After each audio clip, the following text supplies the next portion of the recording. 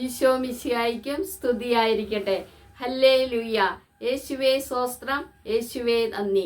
ആത്മാവിൻ്റെ ദൂത് എന്ന ശുശ്രൂഷയിലേക്ക് നിങ്ങളെ എല്ലാവരെയും സ്നേഹപൂർവ്വം സ്വാഗതം ചെയ്യുന്നു.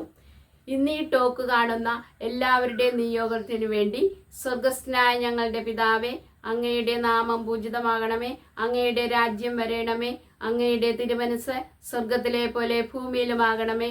അന്നു വേണ്ട ആഹാരം ഇന്ന് ഞങ്ങൾക്ക് തരണമേ.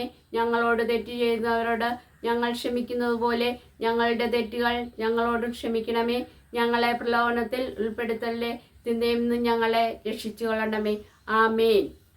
ഇന്നത്തെ വചനഭാഗം ലൂക്കായുടെ സുവിശേഷം 9-ാം അധ്യായം 46-ാം തിരുവചനം.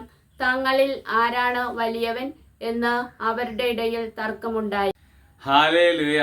എൻ്റെ പ്രിയപ്പെട്ട സഹോദരങ്ങളെ, ഇന്ന് വചനം പങ്കുവച്ചത് എൻ്റെ ജീവിത പങ്കാളിയാണ്. അദ്ദേഹത്തിൻ്റെ പേര് കുഞ്ഞുമോളെന്നാണ്. നമ്മൾ ഇന്ന് ധ്യാനിച്ച വചനം വിശുദ്ധ ലൂക്കായുടെ സുവിശേഷം 9-ാം അധ്യായം അതിൻ്റെ 46-ാമത്തെ തിരുവചനം അല്ലേ. അവിടെ വചനം പറയുന്നത് എന്താണ്? തങ്ങളിൽ ആരാണ് വലിയവനെന്ന് അവരുടെ ഇടയിൽ ഒരു തർക്കമുണ്ടാകുകയാണ് ചെയ്തത് അല്ലേ.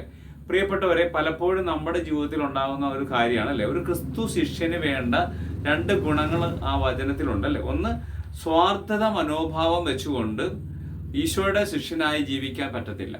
2, മറ്റുള്ളവരോട് സഹാനുഭൂതി ഉണ്ടാകണമെന്നാണ് ഈശോ പറഞ്ഞത്. അതുകൊണ്ടാണ് ഈശോ ആ ചോദ്യത്തിന് മറുപടിയായിട്ട് തുടർന്നുള്ള വചനം നമ്മൾ വായിക്കുമ്പോൾ കാണാൻ എന്താണ്? ഒരു ശിശുവിനെ മടിയിൽ ഇരുത്തിക്കൊണ്ട് ഈശോ പറയുകയാണ്, ഇതുപോലെ സ്വീകരിക്കുന്നവന് മാത്രമേ സ്വർഗരാജ്യത്തിൽ പ്രവേശിക്കാൻ പറ്റുള്ളൂ. അപ്പൊ എൻ്റെ പ്രിയപ്പെട്ട സഹോദരങ്ങളെ, നമ്മളൊന്ന് ആലോചിച്ച് നോക്കിയേ. നമ്മുടെ ഉള്ളിലൊക്കെ ഇങ്ങനെയുള്ള സ്വാർത്ഥത മനോഭാവങ്ങളൊക്കെ കടന്നു വരുന്നുണ്ടെങ്കിൽ ഓർക്കുക, അതെല്ലാം ദൈവവചനത്തിനെതിരായ ജീവിതമാണെന്ന് വിശ്വസിക്കുക. അതുകൊണ്ട് എൻ്റെ പ്രിയപ്പെട്ടവരെ, ഇന്ന് ഈ ടോക്ക് കണ്ട് പ്രാർത്ഥിക്കുന്ന നിങ്ങളെല്ലാവരെയും ഞങ്ങൾ 2 പേരും സ്നേഹപൂർവ്വം നിങ്ങൾക്ക് വേണ്ടി ഞങ്ങൾ പ്രാർത്ഥിക്കുന്നു. അതോടൊപ്പം ഈ ടോക്ക് കാണുന്നവരെയും ഇത് ഷെയർ ചെയ്യുന്നവരെയും ഇത് ആർക്കൊക്കെ എത്തിച്ചു കൊടുക്കുന്നു അവരുടെ എല്ലാവരുടെയും ജീവിതത്തിൽ വലിയ ദൈവാനുഭവങ്ങൾ ഉണ്ടാകട്ടെ എന്ന് പ്രാർത്ഥിക്കുന്നു. പ്രത്യേകിച്ച് ഒരു ക്രിസ്തു ശിഷ്യനായിട്ട് ജീവിക്കാനുള്ള എല്ലാ അനുഗ്രഹങ്ങളും ഈ കുടുംബങ്ങൾക്ക് എല്ലാവർക്കും ഉണ്ടാകട്ടെ എന്ന് പ്രാർത്ഥിച്ചുകൊണ്ട് നിത്യം പിതാവിൻ്റെയും പുത്രൻ്റെയും പരിശുദ്ധാത്മാവിൻ്റെയും നാമത്തിൽ ആമേൻ.